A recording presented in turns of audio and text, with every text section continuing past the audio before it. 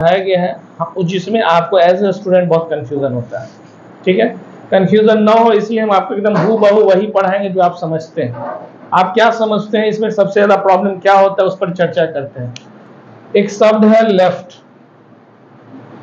और एक शब्द है राइट। हिंदी में इसको बोलते हैं बायां और इसको बोलते हैं दायां। आपको लेफ्ट राइट का ज्ञान होना चाहिए, सभी को होगा। अगर मैं पूछूं आपसे आपका लेफ्ट किधर है, बायां हाथ या बाईं ओर किधर है, तो आप क्या बोलेंगे? है ना, मेरा उल्टा हो जाएगा क्योंकि हम आपकी तरफ घूमे हुए हैं, तो मेरा उल्टा हो जाएगा, है ना, मेरा बायां इधर हो जाएगा।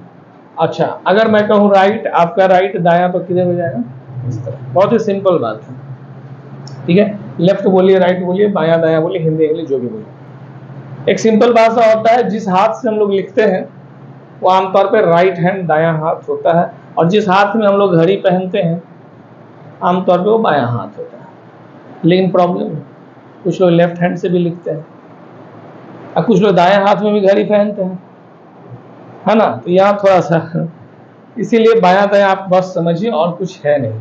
ठीक, अब आ जाइए, इसमें एक ट्रिक पढ़ेंगे जो कभी भूलिएगा मत और कभी उल्टा पुल्टा मत करिएगा। ट्रिक है से और के। से मतलब होता है लेकर, के मतलब होता है छोड़कर। बस इतना ही ट्रिक आपको पढ़ना है। पूरा ये टाइप हम लोग इसी पर कवर करेंगे और कुछ भी नहीं सीखना है आपको। नहीं, से माने लेकर, के माने छोड़कर। उल्टा मत कर दीजिएगा, अक्सर लोग कर देते हैं, है ना। तो इसको जल्दी से लिख लीजिए ट्रिक, और फिर आपको बताते हैं कैसे क्या चीज हम लोग पढ़ने वाले हैं। लिख लिए? अब देखिए इसको कैसे बनाते हैं। बहुत ही सिंपल चीजें हैं। जिस अक्षर के साथ के लगा हुआ है, जिस अक्षर के साथ क्या लगा हुआ है, के लगा हुआ है, या जो अक्षर सामान्य वाक्यों में बाद में लिखा हुआ है, सामान्य वाक्य में बोला जनरल सेंटेंस है, उस अक्षर को पहले लिखना है। ठीक है, उस अक्षर को क्या करना है? पहले लिखना है। अब यहाँ देखिए ए और बी में के किसके साथ लगा हुआ है? बी के साथ। तो बी कहाँ लिखाएगा? पहले लिखाएगा। या बाद वाला अक्षर है, पहले लिखाएगा। सामान्य वाक्य में कभी कभी वाक्य उल्टा कर देता है, उल्टा कर देता है तो फिर हम लोग का नियम भी उल्टा होगा। खैर वो बात की बात रहेगी। अभी फिलहाल देखते हैं, इसके साथ के लगा तो के को बिठाइए पहले। बैठ गया? के इस कुर्सी पर बैठ गया। अब चलेंगे ए को लेकर किधर? बाईं ओर।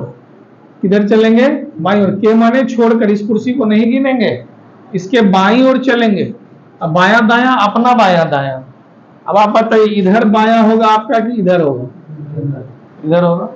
इस साइड आएगा बायां, ये हो गया लेफ्ट साइड बायां। इधर बैठेगा, कौन बैठेगा? ए बैठेगा। बहुत ही क्लियर बात है। देखिए ए जो है ना वो बी के बाएं बैठा है। इस लाइन को समझिए ध्यान से, पढ़िए क्या लिखा हुआ है। ए बाएं बैठा है। क्वेश्चन में लिखा हुआ है आंसर। ए किधर बैठा है? बाएं बैठा। देखिए गौर से, ए बाएं बैठा है। ए बाएं बैठा है किसके? ध्यान से देखिए, किसके? बी के। आंसर मिल रहा है बी के। क्वेश्चन में आंसर छुपा रहता है, लिखने देखने का तरीका आएगा दाईं ओर। किसके? क्यू के। क्यू के दाहिनी ओर इधर ना, दाईं ओर होगा, कौन जाएगा? पी। ठीक है, हो गया आंसर। इसमें तीसरा क्वेश्चन में क्या लिखना है? एम और एन के बीच में कौन बैठेगा? टी। मान लीजिए इस कुर्सी पर एम बैठा हुआ है, इस कुर्सी पर एन बैठा हुआ है, इसके बीच में एक और कुर्सी लगाई और वो कौन बैठेगा? टी ना। एम और एन के बीच में कौन बैठा हुआ है? बात की बात है, पहले इसको समझिए। एम और एन के बीच में कौन बैठा हुआ है? टी बैठा। कोई डाउट है? ये अधूरा जवाब हुआ। ये क्या हुआ? अधूरा जवाब। अधूरा क्यों हो गया भाई? एम किधर बैठा हुआ है? बाईं ओर। एन किधर बैठा हुआ है? कोई जरूरी तो नहीं है कि एम बाईं ओर बैठे, क्वेश्चन में तो नहीं दिया हुआ है। सिर्फ ये कहा जा रहा है कि एम और एन के बीच में टी बैठेगा। तो क्या होगा? एक और आपका डायग्राम, एक और स्टेटमेंट तैयार है जहां पर आप एन और एम के बीच में किसको बिठा सकते हैं? टी को बिठा सकते हैं। एन और एम के बीच में, है ना। यहां भी वही बात हुआ, m और n के बीच में t बैठेगा, यहां पर भी m और n के बीच में t बैठा हुआ है। अब जबरदस्ती का लॉजिक बहुत लोग लगा देते हैं कि सर पहले m लिखा हुआ है इसीलिए पहले m लिखेंगे, ऐसा नहीं है। दो दो डायग्राम पॉसिबल है। बैंकिंग समय ज्यादातर क्वेश्चन में दो दो डायग्राम ही चलता है, फिर बाद में एक डायग्राम रह जाता है, एक डायग्राम कट जाता है, वो बात की बात होती है। तो बायां दायां क्लियर नहीं है। आप याद करिए ब्लड रिलेशन पढ़े थे, मेल फीमेल जेंडर क्लियर नहीं था तो हम लोग उसको छोड़ देते थे, सेम बात इधर भी, ठीक है। अब इधर आइए, सबसे आसान सवाल वो होता है जिसमें छोड़ और बाउंड्री ऐसा शब्द मिलता है। छोड़ और बाउंड्री दिया रहे, किनारा दिया रहे, तो ये क्वेश्चन आसान रहता है, आसानी से बनता है। तो चलिए इस तरह के क्वेश्चन को कैसे समझेंगे। एस बाई छोड़ से चौथे स्थान पर बैठा हुआ है आपका। बाई छोड़ मतलब किधर, आप दीवार किधर खड़ी रहेगी, इस साइड बाई छोड़, तो बाई तरफ दीवार खड़ी करना है। छोड़ माने किनारा हो गया, बाउंड्री हो गया, है ना। बाई ओर बाई छोड़ बाएं किनारे से, तो बाई ओर एक दीवार खड़ी हो गई, यहां लेफ्ट साइड में ये दीवार खड़ी हो गई। अब इसके इधर कोई भी बैठ, जब भी बैठेगा किधर बैठेगा, इस तरफ बैठेगा। से मतलब अभी ना बताए हैं, लेकर। अच्छा हाँ, हमको लग रहा था छोड़कर भी से माने बोलिएगा, इसीलिए हम इस पोर्शन को मिटाए नहीं है, इसीलिए नहीं मिटा है। अभी ये हालत है, महीना दो महीना बाद क्या होगा। से माने लेकर, के माने छोड़कर, यानी कि कोई भी कुर्सी आप छोड़िए नहीं, गिनते चलिए। बाई ओर से, बाई छोर से, बाएं किनारे से, कितना नंबर कुर्सी, चौथा नंबर कुर्सी पर बैठेगा। तो पहला कुर्सी 1 2 3 4, चौथे नंबर कुर्सी पर बैठ गया, बस ठीक है। अब सुनिए जरा, एस के बाईं ओर कितने लोग बैठ सकते हैं, एस के बाईं ओर 3 लोग बैठ सकते हैं। के माने छोड़कर ये कुर्सी गिनेंगे नहीं, बाकी 3 कुर्सियां हैं। एस के बाईं ओर 3 लोग बैठ सकते हैं। एस के दाहिनी ओर कितने लोग बैठ सकते हैं, मालूम नहीं है, जितना भी लोग बैठेगा वो क्वेश्चन में रहता है। ये बात समझ में आएगी, छोड़ बाउंड्री, जिधर भी बाउंड्री दे दे छोड़ दे दे, उधर से आप बढ़िएगा। चलिए अगला सवाल, ये आपके भरोसे, जरा इसको बताओ।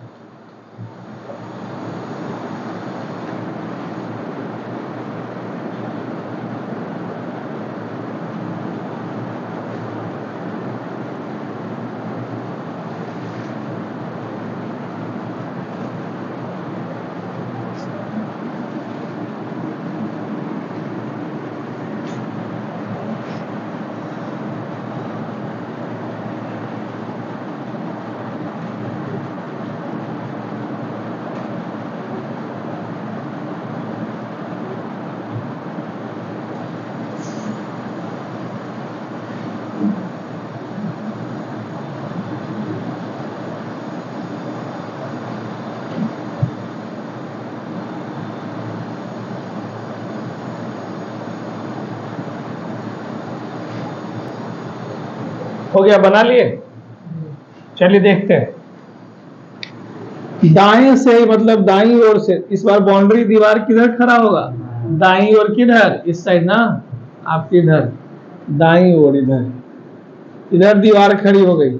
सी मतलब लेकर, कैमा नंबर कुर्सी, 5वां नंबर, 1 2 3 4, 5वें नंबर कुर्सी पर कौन बैठा है, ये बैठा है ना। के दाहिनी ओर और कितने लोग बैठ सकते हैं, 4 लोग। बाईं ओर का मालूम नहीं, 4 से ज्यादा क्या उधर जा पाएगा, नहीं, दीवार है। क्लियर है, कोई डाउट है इतने क्वेश्चन में तो बोलिए, इसको लिख लीजिए, फिर 2-4 क्वेश्चन और देंगे। इतना सीख लिए तो सीटिंग अरेंजमेंट एकदम आराम से बन जाएगा। और हाँ, सीटिंग अरेंजमेंट क्लास में एब्सेंट मत करिएगा। लिखेंगे एन को, लिखेंगे पहले, एन यहाँ आ गया। इस कुर्सी को के माने छोड़कर, इस कुर्सी को नहीं गिना जाएगा। किधर चलना है, बाईं ओर, 1 2 3 4। यहाँ कौन बैठेगा, क्लियर है बात? अगर आप इसको गिन के बढ़िएगा ना तो गड़बड़ हो जाएगा। देखिए आप एम और एन के बीच में कितने लोग बैठ सकते हैं? 3। अगर आप इसको गिन लीजिएगा तो 2 ही लोग हो जाएगा। ये ध्यान रखना है, के माने छोड़कर। इसी प्रकार से यहाँ पहले किसको लिखेंगे? क्यू को लिखेंगे, के माने छोड़कर, इसको काउंट नहीं करेंगे। किधर चलना है अब? दाईं और इधर ना होगा। क्या नंबर कुर्सी? 1 2 3। कौन बैठेगा? कोई डाउट? अगला क्वेश्चन, आर बाईं ओर 5वें स्थान पर है, किसके? तो पहले किसको लिखेगा? पी को। देखिए लैंग्वेज थोड़ा बदल दिया गया है, तो पी को यहां लिख देते हैं। के मतलब इस कुर्सी को नहीं गिनेंगे। किधर चलना है? सारा बात जो सवाल उसका जवाब आपके लाइन में लिखा हुआ रहता है। बाईं ओर चलना है। कितने नंबर पर? 1 2 3 4 5वें नंबर पर कौन बैठेगा? हो गया आपका आंसर। आर में बैठेगा, पी बोल रहा हूं, पी तो उधर है। क्लियर? एक्स और वाई के बीच कितने लोग बैठेंगे? 4 लोग बैठेंगे। तो यहाँ एक्स, इसके बीच के माने तो इस कुर्सी को नहीं गिनिएगा। 1 2 3 4। और यहाँ क्या लिखाएगा? इस कुर्सी को भी नहीं गिनना है। एक्स और वाई के बीच कितने लोग? जरूरी नहीं है ऐसा डायग्राम हो, एक और पॉसिबल है, यहां वाई होता, इसको नहीं गिनते। 1 2 3 4। और यहां क्या होता? एक्स, इसको नहीं गिनते, क्योंकि एक्स और वाई में से कोई भी बाईं ओर हो सकता है। हमें कहा ही नहीं गया बाईं ओर कौन बैठा है। तो आप दोनों लाइन लेकर चल सकते हैं। फिर से रिपीट कर दे रहे हैं, ये दिमाग में मत रखिए कि पहले एक्स लिखा हुआ इसलिए एक्स लेकर चलो। ठीक है, चलिए इसको कॉपी कर लीजिए। एम और एन के बीच कितने लोग? 3 लोग बैठ रहे हैं। पी और क्यू के बीच कितने लोग बैठ रहे हैं? 2 लोग बैठ रहे हैं। आर और पी के बीच कितने लोग बैठ रहे हैं? 4। ये सब बहुत ही बेसिक चीजें हैं। इतना अगर आप सीख गए तो लीनियर आ जाएगा कंट्रोल में। सबको मिला दीजिए, एक सवाल बन जाता है। क्वेश्चन कभी देखे हैं? कोई सेट उठ कभी नहीं? कोई बात नहीं, हम लोग अगले क्लास में इस पर प्रैक्टिस जरूर करेंगे। एक और इंटरेस्टिंग बात है,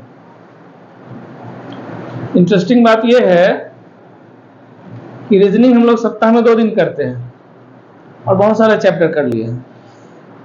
गौर से देखिएगा तो इंग्लिश सप्ताह में 1 दिन हो रहा है और एक ही चैप्टर पर लटके हुए एडजेक्टिव पर। इधर 4-5 चैप्टर हो गया, तो ये काफी फास्ट चला गया। अगर आप रूटीन देखिएगा तो उस रूटीन में लिखा हुआ है, थर्सडे का रूटीन देखिए, रीजनिंग ऑब्लिक इंग्लिश। मतलब कुछ महीने हम लोग रीजनिंग पढ़ते हैं 2 दिन, कुछ महीने इंग्लिश पढ़ते हैं 2 दिन। ठीक है, तो हम लोग अब जो है इस महीने से इंग्लिश 2 दिन पढ़ेंगे, क्योंकि फिर इंग्लिश बहुत पीछे रह जाएगा तो दिक्कत हो जाएगा। रीजनिंग 1 दिन पढ़ेंगे, फिर अगर ये सिलेबस आगे पीछे हो फिर उसको चेंज करते रहेंगे। मतलब दोनों को हम लोग रीजनिंग और इंग्लिश को बैलेंस करते हुए चलते हैं। मैथ जहां तक है वो फिक्स है 3 दिन, उसको तो आप हिला भी नहीं सकते, और मैथ कभी खत्म नहीं होता है। इतना चैप्टर है जिसका कोई अंत नहीं है। ठीक है, तो ये बात भी ध्यान में रखिएगा कि रीजनिंग हम लोग 2 दिन के बजाय अब 1 दिन कर लेंगे और इंग्लिश 2 दिन करेंगे, क्योंकि इंग्लिश बहुत इंपॉर्टेंट है आपका। तो उसमें थोड़ा गाड़ी भी स्लो रहता है, आराम आराम से पढ़ाना पड़ता है। वर्ड मीनिंग भी बताइए, रूल रेगुलेशन भी है, बहुत सारी बातें है ना, कोई दिक्कत? तो चलिए आज के लिए इतना ही रखते हैं। अगले क्लास में हम लोग सेट बनाएंगे, इसका एग्जाम का क्वेश्चन देखेंगे कैसे बनाया जाता है, वो सब हम लोग सीखेंगे नेक्स्ट रीजनिंग के क्लास में। कल हम लोग मैथ पढ़ेंगे, बताइए। चलिए आज के लिए सेवा समाप्त।